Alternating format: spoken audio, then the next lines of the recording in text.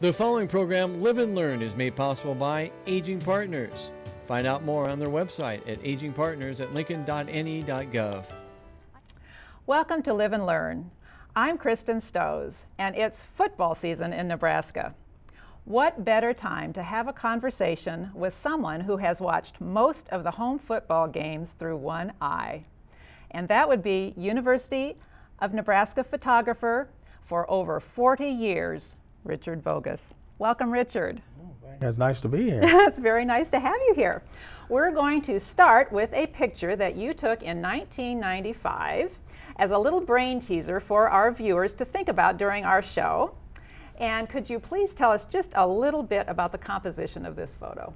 Well, that was the basic kind of a defense we had. They overwhelmed the quarterbacks. That was against Kansas State, I believe, and it was just, you know, just one of the many pictures that get taken, and nobody really. So our one clue that we're going to give the viewers, if they have attended a University of Nebraska home football game, more than likely they have seen a version of this photo on campus. More later. So Richard, please, let's start by hearing about where you are from and how you acquired this wonderful photographic talent. Well, that's easy to answer, I guess. I was born in Omaha, but I was moved to Nebraska City when I was very young in lower grade school grades, and I grew up in Nebraska City. And when I was in school, I took up journalism. Okay. And I just decided I wanted to be a photographer all of a sudden. So the teacher asked who could be a photographer, and I says I could. So I didn't know anything about it. So I went and studied, and then the following year I was the school's photographer for a couple of years. Wonderful. And then after high school, I just joined the Navy, and I became a Navy photographer. And so that really honed your craft. Oh yeah, you had to be, every picture you took had to come out there. I bet. So then you started at the University of Nebraska Yes. in 1959. Yeah, my same journalism teacher who I went through high school with told me about a job opening at the university. Okay. And so when I went up to ask about the job. They said, well, I think that job's been filled, but you can go over and talk to the manager if you want to. So I drove all the way from Nebraska City, so I thought I might as well give it a try. I'm here. So I went over and talked to him, and it was in West Stadium. Our photo lab was in West Stadium. So he asked me all the normal questions, and I says, yeah, I can use this camera, I can use that camera, I can use all this equipment. He says, can you start Monday? Oh, my goodness. He says, I haven't notified the one we picked yet, so can you start Monday? So you were off and running. So I was off and running. And your formal retirement from the university was in 1999, so you were there for 40 years. Yes. Yes. So what kind of pictures did you take at the university? Well, football is one of them, but that was kind of a small part of it because we photographed everything there was to photograph with the law college, all of the different colleges, all the public relations work, all the personnel work and stuff. We photographed everything, and we even photographed, had to set up a studio at the legislative chambers to photograph all of the legislative pictures for their big panels and stuff. Goodness. So we did all of that kind of stuff. You were too. very busy. It was. We had 3 photographers. Well, actually 2 photographers and a part-time most of the time, and we stayed pretty busy there. And then all the times in the darkroom. We also, in the '60s, we had a yearbook called the Cornhusker. Yes. And our photo lab photographed all of those too for that yearbook. Goodness. But the main focus of your photographic work was football, and that was really your passion throughout the years. Well, I liked it, you know. Absolutely. And I believe you're still the university's kind of on-call photographer for football. I've been doing it ever since I retired. I was still doing it. So please share with us, how many football games have you attended? Well, it's starting this season. It's my 53rd year, and I know this answer because people ask me this all the time. How many consecutive games have you photographed? And it's 334. So that's every home game since the 1960 season started. That is amazing, and you really have never missed one. No, I haven't missed any. Almost have a couple times because I went down there when I was sort of halfway sick and things like that. But, well, of course. But you had to be there. That's the only place to be on a Saturday afternoon. That is a record. That is definitely a record. So after 40 years, you really have a photographic history of the university. I do. We are going to start panning some of Richard's football pictures, and if you could please comment on them as they come past. This is certainly a couple of young notables in this photograph. That is Frank Solich and Bob Devaney. This was taken while Frank Solich was still in college, and he played fullback for Nebraska. And this was a series I'd done for Sports Illustrated. I followed Frank around for a couple days, you know, taking pictures of him in classrooms and studying under a tree and things like this, and pictures of Devaney. That's great. And please tell us about this shot.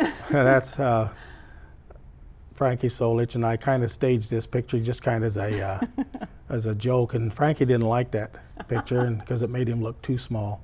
But he was the first of many small fullbacks. Okay. Because fullbacks were always big guys who can knock people down, but sure. Nebraska started a small fullback, and they learned that they can do the job too. So Frank was the first one. That's great.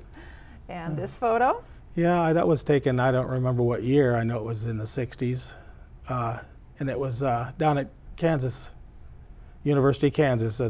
I used to just take a lot of sideline shots. Sure, sure. And so I photographed Devaney a lot. And look at smoking on the sidelines. Yeah, they interesting? were. No. All right, now this action shot has somebody on the sidelines that people might recognize. And that is Adrian Fiala on the left. He's a radio personality now. Yeah, he was a pretty good football player too. Absolutely. Yeah, the guy catching the pass, I don't remember who he is. Maybe I think he's number 22. That could be Danny Snice, or because he was also, I think, a fullback for Nebraska. All right. And he was not a real big guy. Our next photo is just a great action shot, and I love to look at the crowd watching. Look how intent. We are serious football fans in Nebraska. I think that's one of the many pictures I took of Johnny Rogers catching passes. He was, in a couple of years there, I took a lot of pictures of Johnny Rogers. He was easy to isolate because he was always out there fast and up in the air by himself, and he could really jump in the air. Yes, and absolutely. He had good hands. He could catch the ball too. You had to be quick to catch him, though. Yeah. But if I just follow him, then it's pretty you good. Had a good shot. Just to have good reflexes in order to get it when he's at his peak. Yeah, absolutely, absolutely. So here are a couple of young coaches. This is, I believe, the year Bob Devaney went out as coach, and he welcomed Tom Osborne in as coach. I think they're below there. They're passing him back, or he's handing him a football. That's wonderful. That's wonderful. And this is a very well-remembered quarterback. Dave Hum was a good quarterback. In fact, when I remember photographing him down in Kansas when he had the record going of 14. The record was 15 straight passes caught, and he'd done 14 when he came out of the game. So they put him back in so he could do the 15th pass. And really? So he went in and completed the pass, and then he came back out again. Interesting. Wow. And tell us about this shot. Well, that was just one of the shots of our national championship team in action. And number 44, one of those things I can't remember, but that's Jeff Kinney, number 35, and he was a big impact on Nebraska football. Yes, absolutely. And then we have a couple of team captains, I believe. Oh, what was his name? Well, that's... is it Taggy? Taggy and, I can't remember, I don't know whether that's Taggy and Bronson, or... I'm not sure about Bronson, but I know it's Taggy. It's Taggy, I know, but the other one, he could have been the co-captain. I can't remember his name right offhand. Well, sure. After all of those years and all of those teams, I don't know how you could. This was before a game when they were out and introducing themselves to the referee. And oh, and how about this action shot? This is a great one. That was a Lawrence Phillips. He was good at diving over the top. He was diving over the goal line right there. I was right in the end zone, and I caught several shots of him doing this.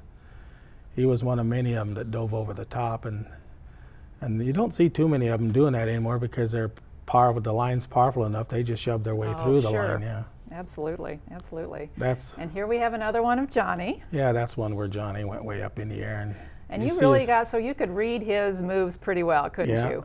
Well, when he's going out for a pass, you can almost, in about 9 out of 10 times, he's going to be the one they throw to because he had good hands and he could get out in the open pretty good. Yes, he could. Absolutely. The next, I love this photo with the snow coming down, a winter game. But it does bring to mind, you did this photography during all kinds of weather. It was snowing pretty hard that day. I can't remember his name either. Yeah. But I have it in my mind. But that's one of the things that go. So what is the eventually. worst kind of weather to have to shoot in? Rain. Rain. Yes. I can do the cold, and I can do the snow and things, and I can do the heat. But when you have to keep your cameras all covered up, Absolutely. because it's just hard to use a good camera and get it in the rain and get it wet. I can imagine. Yeah. And our last photo of this group shows the first night game. Oh, the first night game ever. This was the one that actually started in the dark. We've had games that started in the daytime and ended at night, but this was the first night ever game. They bring lights in, and it was raining that night, and I had to go catch an airplane to fly around the stadium, and we had to open a window in the plane, of course, and I think we was playing Florida State, but it was back in the 80s or 90s sometime. I can't remember when that was. Yeah, and it's hard to imagine that we didn't have night games back then. No, Young we fans, didn't. It would be hard for them to believe because night games are some of the favorite fan spectacles now. Nobody's working during the day, and during the evening, and they can come out and watch the games. Oh, we love them, absolutely. So tell me, Richard, how many pictures would you shoot during a football game?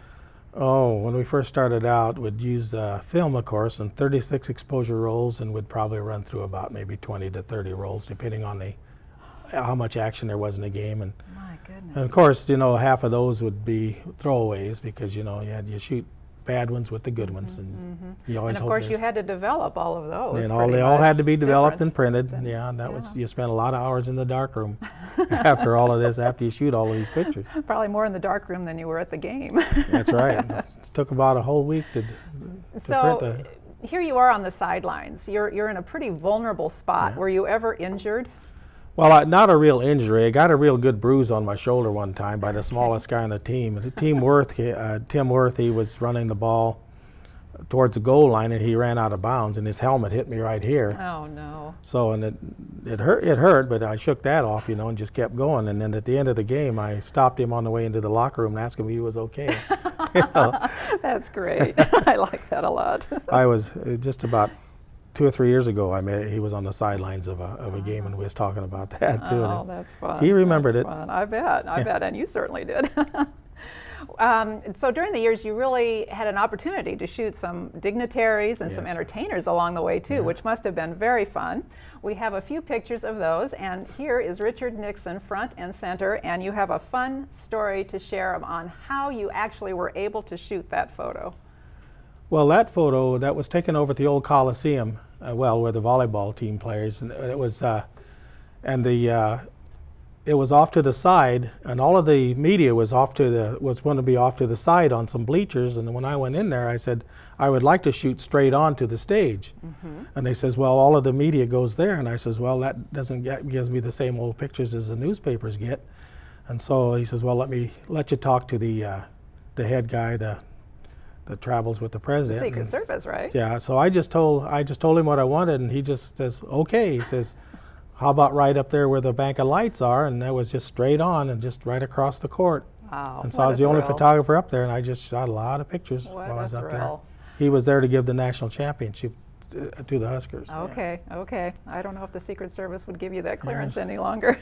That's very nice. There's Gomer Pyle. Yep, there it is. Jim Neighbors, right? Yes, Jim Neighbors. He was at the state fair, performing at the state fair, and he wanted so bad to come up and visit the football practice, so they let him in there, and they went through a lot of routines. I got a lot of pictures of him horsing around, passing the ball back and forth with Jerry Taggy there. And our next comedian, I believe, is Bob Hope. I was at that game. I remember that. Yeah, Bob Hope was there. I don't know what he was doing in town, whether he came in there just to crown the homecoming queen, but he crowned the homecoming queen that year. And then on to every Nebraskan's favorite comedian. Now, he was there to crown the homecoming queen that year. I took a lot of pictures of that too, in color and black and white. That's great. Johnny Carson, wonderful. Joe Garziola. Tell us about this. This just makes me laugh. He was a fun guy. He was there. I don't know if he was there doing a broadcast or doing some sideline stuff, but he actually crowned the homecoming queen that day also. Well, I can tell everybody's having a lot of fun there. Then we have the Heisman winners. Yeah, that was about 3 years ago when we had a big banquet honoring Oklahoma and Nebraska's football players and their Heisman winners and everything. Okay. And I was taking their pictures with a lot of the people who wanted their pictures taken with them, and somebody grabbed my camera and told me I should get in there and have my picture taken too, because I photographed all of these guys playing football. Huh, that's a great shot. And then the alumni game. That was when the alumni showed up. That was about maybe 4 or 5 years ago, I think. And that was Mike and Irving Fryer there and Turner Gill. They were called the scoring explosion when they played. Okay, yeah. They were that for sure. We have one last photo to share, and this actually answers our beginning riddle. This is a picture of the Husker Legacy statue that was patterned off of the photo we began with, taken by Richard. Are you complimented to have your work used in another medium and have it be so prominently displayed at the university? It's kind of nice, but I didn't know it was mine until till they made the statue and they were talking about it, and they showed the picture in the paper, and so I went back through the file, and it was in my file that I took it, and so I made me a couple of prints of it to have on hand. And isn't that something? And actually, right from the exact front view, it just follows the photograph right pretty well to the letter. Very true, very true. So when you are away from the football field, what are some of your favorite subjects to shoot pictures of now? Well, I have many, many grandchildren. So they're the most photographed kids there are. And, I bet. And then I like to get out and do some wildlife photography. And I just photograph everything. I go on vacation and I just take lots of pictures. Do you? Yeah, and I don't know what I just put them on the disc and put them away, you know, and after everybody sees them, they just stay in the file. Sure, and some of your wildlife photography was from your front porch you were sharing with me. I had a lot of different kind of birds building nests and raising their young, and I have a whole album full of different birds that's with their young, and after when they first lay the eggs all the way to where they take their first flight out of the nest. Sure. And I just follow them. You have to be patient. You do have to be patient. And I told the birds, I said, I won't bother you if you just let me take a few pictures. And of course the bird says, all right, you know, so I just go out and do it. Oh, that's wonderful. Well, obviously digital photography has changed the way we shoot and process pictures now. And this was the camera you began using at the university in the 60s. I used that in high school and sometimes in the Navy, other than when we wasn't using aerial cameras. And then I used this at the first few years at the university. It was the camera to use. Isn't that amazing? They were heavy to carry around. And very heavy, isn't it? Yes, yes. They were good cameras. They still are. So what do you think of the digital age? I still don't know whether digital is better quality than film, but I know it's a lot easier to work with, and you don't have to use as much film because you know what you've shot already, and you can just delete it and keep going. And you don't have to carry all those big bags of film with you and then have to have it processed because, you know, the processing is a lot just more mobile, isn't it? It's mobile, yes. Yes, yes. You can carry more cameras and less film. There you go. There you go. Well, Richard, we are so complimented that you have joined us on Live and Learn today. Well, it's been fun talking with you and getting our football season off and running for sure. To our viewers, we will be right back, and go Big Red.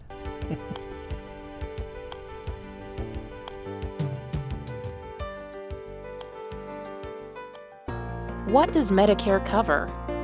How can I afford to keep living in my home? When I need help with house and yard work, who can I turn to?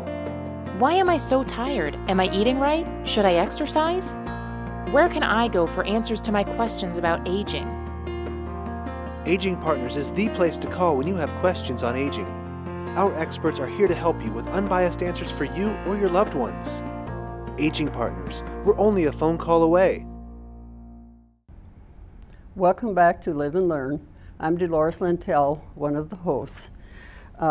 Living Well magazine is published by Aging Partners, and one of the most popular segments in it is called Caregivers Corner. And in this latest edition, there's an article by Dr. Rich Chatwell, who is a rheumatologist at the Arthritis Center of Nebraska. And we're fortunate enough to have him as our guest. Hi. And we will talk more about arthritis and what some of the things, how it affects people and how we can learn to live with it. Okay. So we'll start with some of the basics. What is arthritis? Arthritis is derived from Greek words, arthro meaning joint and itis meaning inflammation. So basically inflammation of the joints. Mm-hmm.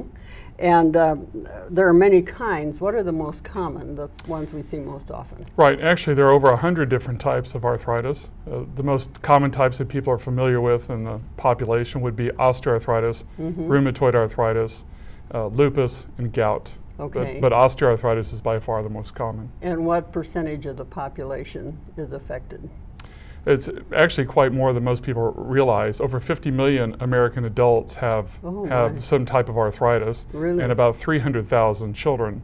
Oh. So it comes to about 1 in 5 adults have some form of arthritis. Oh my goodness, and what are the causes? Is it genetic, is it lifestyle? You know, it's a combination of all these things. Because of 100 different diseases, the causes are very complex, and not all of them are certainly elucidated at this point. But just because we don't always understand the cause doesn't mean that we can't find a treatment that may benefit people. Okay. So what can we do to avoid it? Our diet, exercise, what can we do so that we're less of a risk?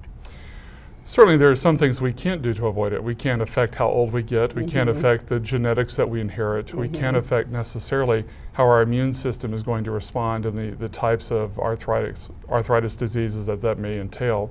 However, there are certainly some things that we can do. First and foremost is probably appropriate weight management. Okay. Tobacco for some forms of arthritis has actually Really? been indicated as a risk factor for, say for example, osteoarthritis. But you know, trying to avoid trauma or protecting your joints with certain activities. Overuse of a joint? Can be, and sometimes you know the overuse is personal because somebody enjoys certain sports or activities, but sometimes the overuse can be related to occupational duties. Sure, okay.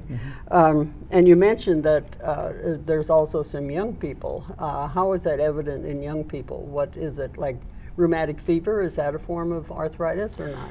Rheumatic fever is caused by an infection. It can affect anybody, but when we think about children, we think about things like juvenile rheumatoid arthritis, which is actually probably about as common as juvenile onset diabetes. Really? Okay. And so it can affect basically any age from toddlers on up. Okay, so if we're having some joint pain, what can we do? Should we self-medicate, try to solve our own problems with painkillers and ointments and that sort of thing? Yeah, I really think it depends upon what brought it on. I encourage people when they have a joint discomfort to think about, have they done a recent overuse activity, or have they been injured, or could it be part of a larger medical illness? You know, they've had fevers or chills, or they've had, you know, other issues that may have brought this on. So I encourage them to kind of look at what might have triggered it. But initially I encourage people to, you know, do common things, you know, rest, heat or ice. They may use over-the-counter products. It just depends on how long it goes on. So the ice and heat therapy, what do you do first? You put the ice on to take the soreness out, or the heat on to relax it? What's the combination there? I typically encourage people to use whatever feels best, because their body will usually tell them what they need. Now there are some caveats, I think. You know, if it's after a particular activity, maybe someone's been out gardening too much, or bicycle riding or running or whatever. It's just like the football players coming off the field. They ice them down first. So after an activity or something like that, I always go with ice first, then followed by heat. Now if you just wake up in the morning or the middle of the night and something's hurting, typically heat is more favorable than ice. Okay, and can you overdo heat? You stay on the heating pad too long, or? I think you can. Of course, the biggest risk for an electric heating pad is the risk for burns, which can be really quite severe. You know, someone takes an electric heating pad to bed, they fall asleep laying on the heating pad, and all of a sudden they wake up the next morning with a severe burn. I encourage people, if they're going to do something like that, taking something like that to bed or to their easy chair for an afternoon nap, is to get a device that they can heat up in the microwave and then take it with them. 20 minutes or so. Right, it lasts about 15 or 20 minutes, and that way if they fall asleep in their easy chair or their bed or whatever like that, they're not going to end up with a serious burn. Okay, so if the pain persists, when is it time to go see your doctor? You start with a primary care physician, or how is that accomplished? Typically, I mean, most primary care physicians are quite astute at understanding what what's going on and what can be something simply treated or what needs to be seen by a rheumatologist. I usually encourage people that if a joint pain lasts longer than a few weeks, if it interferes with their normal daily activities, especially if it wakes them up at night, you know, those types of things, or if they require or what they feel is a chronic use of medications, over-the-counter medications, I think it would be worthwhile getting another opinion, because just because a medication is over the counter doesn't mean it doesn't have potential risk. Oh, I see. So they could overdo taking a painkiller. They could, or just by the length of duration that they actually take the pain medication. Okay, so they come to you. How do you do the diagnosis to determine the kind of arthritis they have? First and foremost, the diagnosis of arthritis is predominantly a clinical one. So it depends upon interviewing the patient, a thorough examination, and trying to come up with what we refer to as a list of differential diagnosis of possibilities. Okay. And then we typically use laboratory studies or x-rays to help confirm the clinical diagnosis. So it's important to have an accurate diagnosis. If your back is hurting and you think your problem is in your back, it might be because of something happening with your knee or your hip. Exactly, that's exactly right. And that happens not infrequently. Someone will come in with a primary complaint of a knee problem and they're convinced it's their knee when actually it's their hip. And so, but depending upon what the clinical history is and what the examination shows, that may help the doctor decide, well, it really isn't a knee problem, it is a hip problem, and direct their therapy. Yeah, accurate diagnosis. And so what are the treatments that are available? What can you do to relieve the pain and to make them more mobile if that has become a problem? I try to encourage people to look at it from a multidisciplinary standpoint. We all have the tendency to say, gee, I have an acre of pain, the first thing we're going to reach is for a medication. But we talk about things like, you know, protecting their joints, pacing their activities.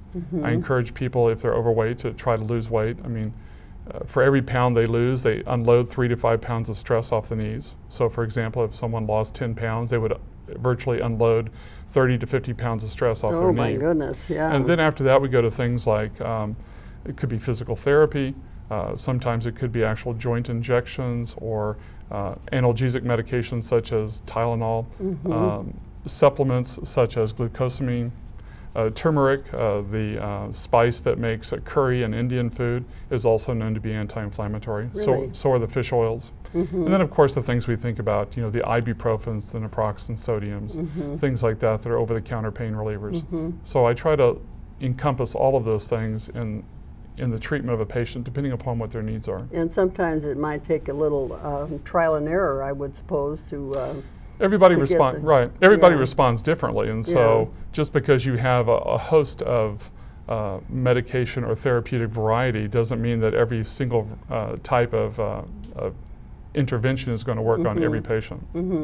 And the gout can be particularly painful, and I think that probably responds quite well to a change in diet to get the uric acid managed. It can. Certainly diet can help. Again, it's one of those pieces to the puzzle. The problem is, at least in the practice that I see, most of the time diet alone is not sufficient. Their uric acid level in their bloodstream, which is the waste product of protein synthesis and degradation, when it builds up too high in the body, it's too high for diet alone to manage, and sometimes then we need to talk about medication therapy. Okay, and that could also relate to a kidney problem. Absolutely. Yeah. For 90% of the people with gout, the problem is not that they make too much uric acid, it's that their kidneys don't get rid of it sufficiently. So there's another problem they should pursue, perhaps. Certainly. Yeah.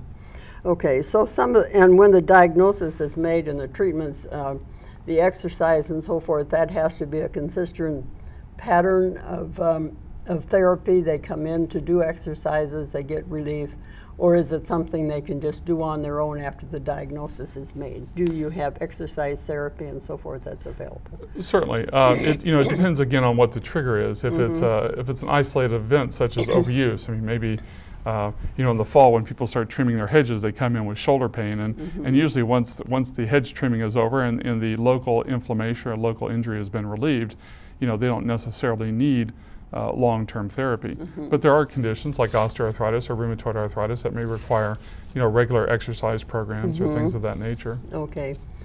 So what you mentioned, just watching what we do and avoiding the pain, what are the lifestyle changes and coping skills that help us to live with it? Sure, sure. Again, we've talked about medicines a lot, but again, I encourage people to do things that don't cost them anything and things that they're not having to put into their body. I encourage people to emphasize appropriate rest, but also appropriate exercise. I mean, keeping their muscles strong is what helps keeping their joints stable. So rest, exercise, sometimes using an assistive device such as a cane or a walker. A lot of people come in and they shy away from using those things because they think that pain hurts, or they don't want to use it because they don't want people looking at them because they're using a cane or a walker. And so it's the idea that I don't want to feel limited, where from my perspective, it's not a limitation. Using a cane or walker actually makes them more independent. And able to manage what Certainly. they want to do without. Certainly. Okay. I think you've given a lot of good insights, and I hope it's been helpful to our viewers, and I would encourage you to check out the website for any additional questions or information that we want. And I want to thank you so much, Doctor, for doing the interview. And it's my pleasure. Thank you very much. Helping our people. And Live and Learn will be back after this. Hi, I'm Fred Olds, President of Nebraska Wesleyan University. This year we mark an important milestone, Nebraska Wesleyan's 125th anniversary. Join us on campus this fall for our anniversary kickoff celebration and homecoming activities. In addition, our students, faculty, staff, alumni, and friends will collectively take on a challenge to give 12,500 hours of volunteer time to community service. Check our website for event schedules, stories, and photos of today and yesteryear. All of us who share a sense of pride and ownership in Nebraska Wesleyan University have a wonderful opportunity this year to reconnect with friends, students, professors, and staff, and to celebrate all that we have accomplished together. I look forward to seeing you soon.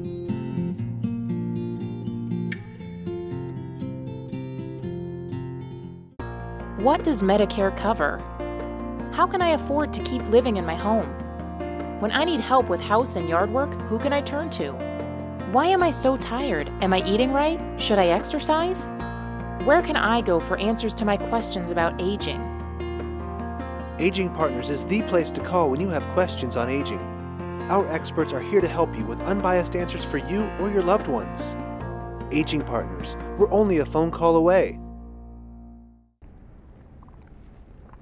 I'm just paging through a brand new book by Ron Hall, a wonderful history. And the interesting thing is, most of us have either heard little bits and pieces of these stories from Ron over the years, but we know the people, most of them are from Nebraska. Ron Hall, who has been with Nebraska Public Television for 6 decades, well, 50, and yeah, you're right, 58 years. Special advisor to management, to Nebraska Public Television. Right. And the marvelous thing is, this is the first book he's ever written. This is a first edition. May I say the last? The last? It takes so much work to write a book. I learned this, that I don't think I have time to write another, you know. We will I worked on this for 6 years. Well, you've captured... Well, you have to rewrite everything over and over and over. That's what Mari Sandoz taught me. Right. Ron Hall, backstage. These are the stories of Nebraska Public Television, his involvement. Speaking of stories... It's also Washington, and it's also Vietnam. You are a true storyteller. Thank you. And it's evidence in the book. So let us go back to the beginning as to how you got involved with this. With the book? Yes. Well, you were actually a young man and joined the military. Right. Well, I was drafted, Lita. There's a difference. Yes, and I made it all the way to corporal, but the Army gave me everything. The major PIO, Public Information Officer, came in one day and he said, I see in your MOS that you have drama experience. Well, the general had given him a half-hour television time at Fort Sill, Oklahoma, and they said, you fill it with the soldier show. And I was handing out baseballs and basketballs at Honeycutt Gymnasium. That was my job. And it was so boring. And they said, what do you know about television? I didn't own a TV set. Your family didn't even have a TV set, We didn't have one. This would have been 1950. 3. My goodness. No, I never saw television. And he said, what do you know about television? I said, I didn't know what the question was. So I said, well, I said, some. And then they described what they wanted, and I said, what do I have to do? And they said, well, write a script. Man, I went to the library. If you can read, you can do anything. Went to the library, I looked up, I saw how you do a TV script, you know, half on the page, audio here, video here. And I thought, well, that's not so hard. I went out to the station with 89th Armored Band, with a soldier tap dancer, with a WAC captain interview with a girl singer. Never been in a TV studio before. Opened the door, the lights are glaring, and I'm the boss. So I said, how old were you then? Well, I was in the Army. I was right out of college, so I suppose I was 21. Okay. I said, okay, we'll put the band over there. We'll put the cockles and muscles set here for the girl singer. We'll put the interview set here. This young man who was the director, whom I'd never met, came in. He said, yeah, that's fine, that's fine. Front and center, we did 96 half-hour shows, and I always loved theater, but that's when I fell in love with television, because it combines everything. And we're so glad that you did, because otherwise you wouldn't have come to Lincoln, Nebraska, and started doing interviews with who would become some of our most significant sons and daughters of Nebraska, starting with Mari Sandoz. Mari Sandoz, a wonderful woman. Mari Sandoz, if she were here, Lita, she would look you in the face and she would say, you have a great story to tell. Now you go over there and sit down and start writing. She said, I don't like to take time away from my writing to give speeches, but I justify it by thinking to myself that I can be a catalyst to getting someone else to really do some good writing. And that motivated her. And her work ethic was phenomenal. It was fantastic. The thing about Nebraskans her, know how to work. Well, Old Jules. If you people have not read Old Jules, that was her first book, I do believe. Wasn't no, that? but it was the first one that was a big success. Big success. The first book she burned. oh, that's right. Burned it up. You tell that in your book. Yeah, right. She said that was the bride's first biscuits that didn't poison the husband. Oh. Yeah. Well, but her best book, I just like people to know that perhaps her crowning achievement was Crazy Horse, Strange Man of the Oglala. Wonderful, wonderful story about that brilliant leader of his people. It's a wonderful book. And Cheyenne Autumn. Cheyenne Autumn is also But the interesting thing that Ron Hull reveals in his brand new book is about Mari Sandoz, and with regards to her father. Now, if you have read Old Jules, you know what a son of a gun that guy was out there in the sandhills, rough and tough. Yep. And how did she come to write about her father? Early on, he told her that, he said, you know, I consider writers the maggots of society. People that live off the lives or the inspirations of others and write it down. But when he was dying in Alliance, the Alliance Hospital, and she had done some writing. She was actually at that time here at the University of Nebraska taking some writing courses. She had had a short story, The Vine, published in the Prairie Schooner. That was really the first important publication. And he called her into his room and he said, Mari, write my story. And that motivated her, and that was 1929. Took her 6 years. She sent it out 14 times, and it was rejected. She redid parts of it 14 times. And they would have had to do it by hand at that time. Oh, well, can you typewriter. imagine? But, well, yeah, well, that's still almost by hand. 1935, it was released by Little Brown and Company. It won the Atlantic Prize. She got $10,000. That was a whole lot of money in 1935. And that launched her in this major writing career, 21 major books. Well, I'm so glad you have preserved that. We have in our archives at NET. Right. Now, we've got about 18 hours worth of Mari Sandoz that I hope 100 years from now, students, others, will be able to hear her voice, see her likeness, and get inspired by her. She's something else. Yeah, was an extraordinary writer. And another famous Nebraskan from Lincoln was Sandy Dennis, with whom Ron had a personal relationship, a very intimate all over the course of time, starting when you and she both won the Best Actor and Actress Award at the Lincoln Community Playhouse in 1955. And that's really when I met her. She got Best Actress, I got Best Actor.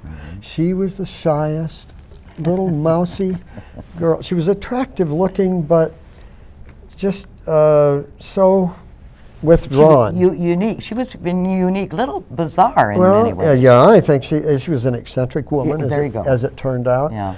But she went to New York all by herself. No financial backing whatsoever. Like Sandoz, who said, I'm going to be a writer with an 8th grade education. Sandy left high school and said, I'm going to be an actress. She got 2 Tony Awards and an Academy Award for Who's Afraid of Virginia Woolf. She played the role of Honey. With Elizabeth Taylor. But Elizabeth Taylor said, she loved Sandy Dennis. She said, but don't kid yourself, she's not the girl next door. And she wasn't. No, and you were with her near the time of her death. I was with her 3 months before she died. I was with Sandoz about 8 months before she died. Sandy died early. Sandy died of ovarian cancer when she was 54 years old in 1992. But even that night, I took her back to her place there in Westport, and her face was silhouetted against the yard light of this big old house she lived in Westport. It was Alice Roosevelt Longworth's summer home all those years ago. And her profile and her hair was silhouetted against that light. And she just looked beautiful. And she turned to me and she said, you know, I am fighting this cancer with all that I've got. But if I don't win, and she smiled, she said, I've had the most wonderful life. Yeah. And she did. Yeah. She did. She was the person and had the life she wanted. Who can ask for more? And the marvelous thing is I went, because I knew Ron and I were going to be talking, went to the Playhouse. In the archives of the Playhouse was a picture of Sandy Dennis in The Crucible and the Ron Hall in King of Hearts. That's I was King of Hearts. She was in The Rainmaker. Lizzie. Yeah, Lizzie and the Rainmaker. She won the Best Actress Award in that. So these are the example of the intimate stories that Ron Hull is telling in his book, Ron Hull, Backstage, My Stories of Public Television, and of course the theater and arts. And one of the people that you know very well is another famous Nebraskan, Mr. Dick Cavett. Yeah, Dick has been a friend since he was in college. Noni and I moved to Lincoln in 1955.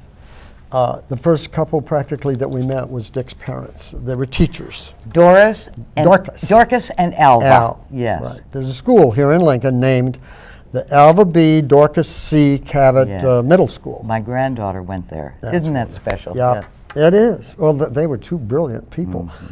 This is his stepmother, but boy was he lucky to have that woman in that household from the time he was 11 on, because he had the richest intellectual environment you could possibly imagine. And of course the Dick Cavett Show proved that on ABC television. He's truly one of the wittiest, most intelligent, I think, one of the best talk show hosts the country ever produced. And you bring him back to Nebraska a lot, don't you? I do. Yes, and one time he said to me, I mean, he was just here. We just did a show in Omaha 2 or 3 months ago. And I said, Dick, we were having dinner in Omaha, and I said, I really appreciate it. He looked at me and he said, have I ever denied you? I said, well, you know, as a matter of fact, he is a true Nebraska son. He loves this place. He never, ever has forgotten his roots. He comes out every year. He loves the Sandhills country. He loves to get out there at midnight and lay down in, Highway 2. And look at the stars, you know, he's like that. Okay, you have been so involved with Nebraska Public Television, now NET, for so many years. That actually got started in the basement of the Temple building, which is now the John Carson School of Theater. It actually got started in your old place, KOLN TV. Oh, wow. Oh, yeah, we shared that space from 54 till 57. Then we moved to the basement of the Temple building. Jack McBride is the founder of NET. And Jack McBride, Bob Slater, Norris Heineman, Bob Slater was programming. Norris Heineman was production. Of course, we had few programs. We had no production facilities. We had no cameras. I was the producer. I was the fourth person Jack hired, producer director. I came along a few months after the station signed on the air, November 1st, 1954. Was Lee Rockwell? Lee Rockwell, very important to the development. Bill Ramsey, our chief engineer for 40 years, or 35 at least, and Lee, they were both students. I used to drive them up to Channel 10 because they were on camera, they were the floor manager, until we cobbled together 2 Dumont cameras and a microphone and started KUON TV in the basement of the Temple building. Jack was a visionary, a wonderful visionary. He was always looking ahead 5 years down the road. I'd say, Jack, we only have 6 people. How do you expect to be there in 5 years? 5 years later, we had 12 people. Yes. And then 30. Yes. And then 240.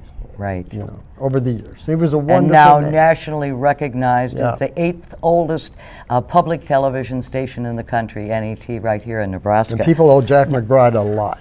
Yes, we do. We all do.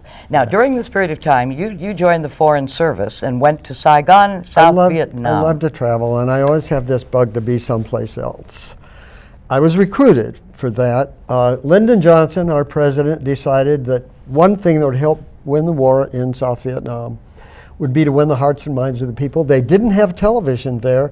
He said, let the Americans bring television to Vietnam. I was the television programming advisor. I spent almost over a year and a half of my life over there teaching those wonderful people how to be directors, how to be producers, how to run a station.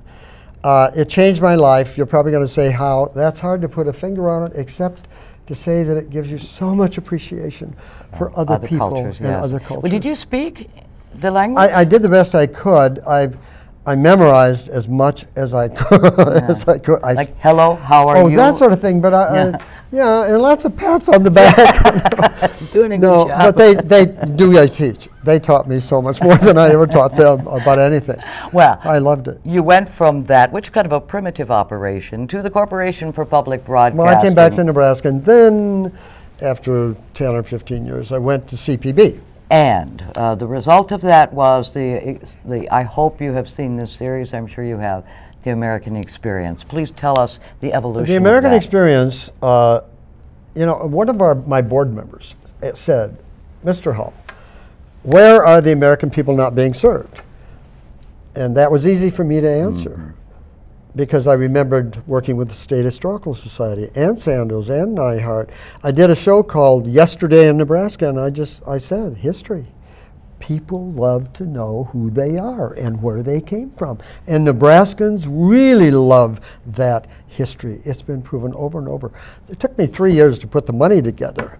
But I was able then to give what we put up, my office put up $5 million, and the stations around the country put in $6 million, and we gave Boston $11 million to start that series. A wonderful woman, Judy Crichton, produced that, and of course it's documentaries from all over the United States, wonderful stories of our history.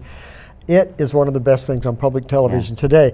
I don't take any credit for the quality of that series or anything. All I take credit for is that I had a job at the time where I could convince the right people. Everything is political, as you know. I had to get together the board, I had to get other producers, other stations. We got together and we created The American Experience. And speaking of creation, your wife Naomi and your 4 children have been with you all along in this journey. We're a team. There's 6 of us. It's amazing. All the balls that you were know what the best part of all this is now are the grandchildren. Oh, and now they're coming along. Oh my gosh. Well, this Those never little stops. guys, you look at them and you think, you're going to be alive in 2090. That's the future. You know? I think I could probably sum this up, Ron, with a statement from Willa Cather, who says, the end is nothing, the road is all. In other words, it's not the destination, it's the journey, and what a wonderful journey this man has had. And to be able to capture it for the rest of us, to share with the rest of us his stories about public television. Thanks to the University of Nebraska Press, and Bison wonderful Books. organization, and Bison Books. I worked with a couple of great editors. over there that I'm so indebted because they have helped me shape this material. So. And there's some great, it's all in black and white. And the pictures are in black and white. And we're in color today. Isn't that exciting? And people can guess who the lady on the cover is. Oh, yeah. Oh, well, should we tell her? Should we tell her? Yeah. So that the people who are watching Live and Learn will be the ones who know. If you want to zoom in on a close-up and try to guess who's on the cover of the book. I think we've got that. Very talented woman. Should we give clues, Ron, or well, just did you ever watch I Love Lucy? It's not Lucy. No, it's not Lucy. Nope, it's Ethel. She was very Ethel Mertz. It's Vivian Vance. Vivian Vance. So there's another story in there that Ron will tell. And we have just touched the surface of his book. I am so glad that you have written this. Lita, thank you. Yeah. And Ron is still at age 82. 82, still working full-time at NET. Aren't I lucky? Yeah. You know, Willa Cather had another line. Where there's great love, there are always miracles. And I live by that.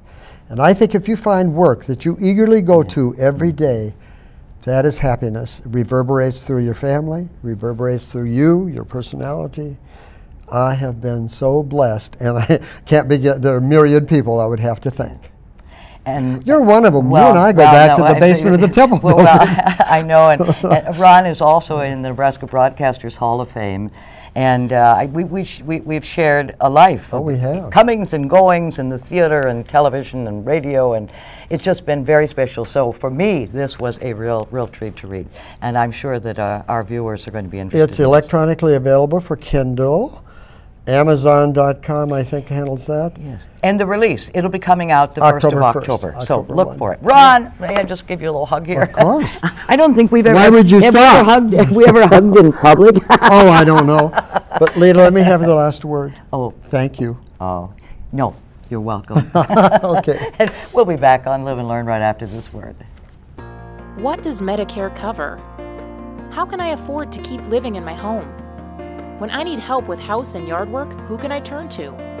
Why am I so tired? Am I eating right? Should I exercise? Where can I go for answers to my questions about aging? Aging Partners is the place to call when you have questions on aging. Our experts are here to help you with unbiased answers for you or your loved ones. Aging Partners, we're only a phone call away. Welcome back. In our family, we recently had the opportunity to sit around a table and tell a family member how much we appreciated them. There were 22 of us there, and we found 22 different things to say to celebrate this special milestone in this person's life. And what a privilege to do that while they were there to receive that appreciation. Well, my guest today has seen both sides of that, appreciating a person while they're still with us and after they're gone. And my special guest today is Debbie Way with Roper & Sons. Welcome, Debbie. Thank you for inviting me. Absolutely. Debbie, you are a life celebrant as well as the outreach coordinator for Roper & Sons here in Lincoln. Is that right? That's correct. And how long have you been there? I have been there 10 years. Okay. For those who don't know, what is a life celebrant? A life celebrant is someone who conducts a funeral service, a celebration of life, a memorial service for a family member who may not have had a religious affiliation or a church affiliation or any maybe definite spiritual beliefs. Okay. So you do services for families at end of life, and what are some things you've learned along the way? Well, I have learned a lot, but the one that has been the most life-changing for me is the practice of appreciation. And if you don't mind, may I tell you how I came to learn the power behind appreciating throughout our lives. And that is, in my role at the funeral home and just simply being there, I'm around a lot of funerals. Not only meeting with families, but just participating in funerals. And one of the things that I observed time and time again is a funeral really is a celebration of appreciation. It's a time when family comes together, friends and family come together. They are focused on the very best of this person, their most positive aspects, and it feels good to them to do that. And so it made me wonder, well, what would our lives look like? What would our world look like if we practice that kind of focused attention on the good and really appreciated everything around us and everyone around us every day of our lives, what would our lives look like? That is an absolutely beautiful thought. So how did this trail evolve? How did you go down this path of studying appreciation? Well, I started to do research on appreciation. That's what I do as a speaker. When I have a topic that I want to explore, I open up some books and do a little internet surfing and find out more about it. And I have found that there's certainly the power behind appreciation, but there's science behind it and how it works. And ultimately what it is, the science behind it, is what you focus on, you get more of. So when you are focused on the good in your life, you're going to get more good to experience. And appreciation, when you are in a mode of appreciation and a mindset of appreciation, it is impossible to feel bad and be appreciating at the same time. So it's the direct line to feeling good. How do you define appreciation? Appreciation is what I define it as the never-ending story.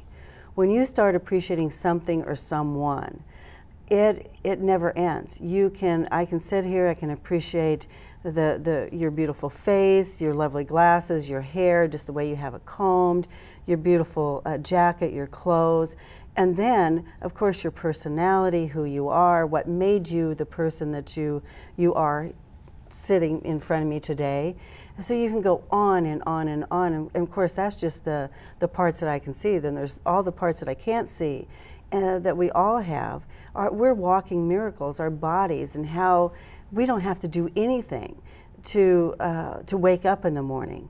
I mean, just every aspect of ourselves. So when you start down the road of appreciation, whether it's yourselves or your food or the curtains in your house or whatever, and you start thinking about everything that has to have come together to make that happen for you to enjoy, that's appreciation.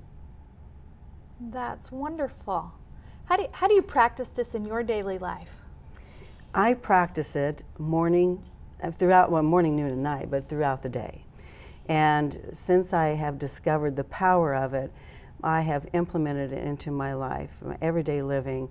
For example, when I wake up in the morning, before my feet ever touch the ground, I am saying gratitudes and appreciating. I'll start with the alphabet, and A through Z, and I'll think of something that begins with A that I appreciate, that I'm grateful for. And I just go through the alphabet. That's a great way to start your day. It's a great way to end your day as well. And then throughout the day, I'm always looking for opportunities to look for the good. One of the things that I have learned is that there's two ends to every stick. And KRIS, so we have the power, the choice to focus on the end that feels good or the end that doesn't feel good. And so getting into that mindset and training yourself and training your brain to see just what you want to see and what you want to experience is amazing. It's amazingly wonderful the way life begins to show up for you. Well, and I'm starting to feel good about this already, just sitting here talking with you. Good. Well, you did research and you've involved practice in your life. Is there a particular book or anything that talks about the science of this? And the one that I like is The Power of Appreciation, and 8 to Great, The Gratitude Effect, The 4 Things That Matter Most, Focus on the Good Stuff. I mean, there's any number of books and research out there, but one of the things that I really found very fascinating is how it affects our hearts. Okay. When we're feeling good, when we're appreciating, our hearts actually expand. And so we attract, that energy of our heart actually attracts more good feeling energy to us and more good feeling people to us. And one of the books I would recommend is The Heart's Code. And just amazing discoveries that the scientists are coming across as to the power behind our hearts and our ability to feed our hearts and expand that energy of it simply by what we think. And appreciation is the key to getting it expanding And when your heart is expanded, you feel good. And everybody around you feels good. That's the benefit. Well, there you are. Are there some barriers in our culture that you feel keep us from showing appreciation for each other in a way that's more positive? Yes, I think the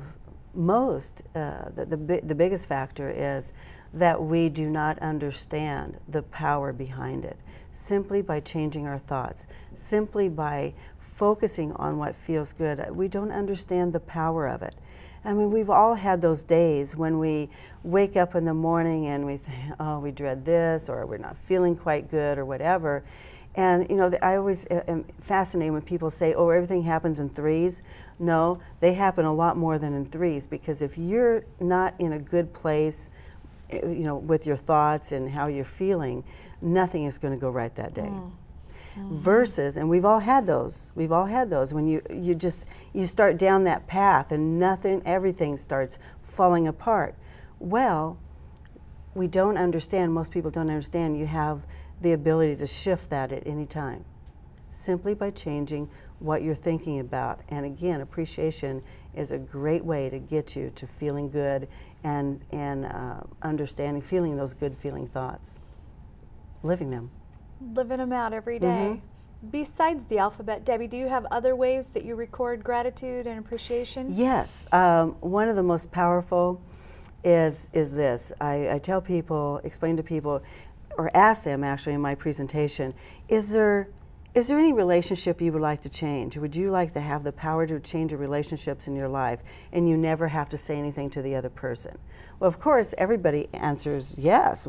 Tell us, please. It is a simple process, and it's simply picking up a book, just a spiral notebook, and then on each page, dedicating a page to each of those people in your life, you know, that are near and dear to you, writing their names at the top of the page. Now, also include the ones that are not so easy to love. Include their names at the top of a page as well. And then if you can, every day, that'd be great, but if you can, at least once a week, that's my practice. At least once a week, I go through my notebook, I continue to add things to under their names that I love and appreciate about them. And I've been doing this for 3 years. My pages are pretty long. And even when you can't think of anything more to add to that person's name, then just review the page. Well, what the science behind what I'm teaching is you are entraining your brain to see what you are putting on that piece of paper about that person, so that when they cross your path the next time, that's exactly what you see. What we focus on, we get more of. So in training your brain to see the best in other people, what you love and appreciate, is exactly the way they will show up for you. It is life-changing. It will change any relationship. And I tell people, I promise, after 30 days you will begin to see a difference. 90 days you will definitely notice a change. In 6 months to 12 months, you will be astonished. Well, that's such a wonderful way to look at life. I've used the word wonderful multiple times in this interview, and I think it's appropriate because this really is a wonderful science. It's a wonderful way to live your life, and a great philosophy. Anything else, any other practical ways that you see this applying? Well, yes, I was just talking about the pages where you're writing down what you love and appreciate about the people in your life. Well, if you want to kick that up a notch, as Emerald Lagasse would say, if you want to kick that up a notch, simply make a copy of the page. So, for example, it's your daughter's name at the top of the page. You make a copy of the page, and on her next birthday, you give it to her. Let me tell you, KRIS, from my vantage point, from my privileged perspective as a funeral professional, I understand that the importance of people wanting to know their significance in other people's lives. If you can share that with people now, you will have created a magic in their life, and that is undeniable. Undeniable. So do it now rather than wait for an end-of-life event. So do it for their birthday. Let them know how much you love and appreciate them, appreciate them, and then also what you do love and appreciate about them. They're hungry for it. As you said, you know, it's great to share those thoughts with the remaining loved ones when someone has passed, but how much more important to do it when they're still here to enjoy that themselves. Well, Debbie, I really appreciated this time that we've shared together. Thank you for being here. Well, thank you, and I appreciate having the opportunity to share what I've learned and what I practice every day. Well, I hope our viewers will take these ideas and make them their own, and remember that it's especially important to appreciate the people that are around you, and it's never too late to live and to learn.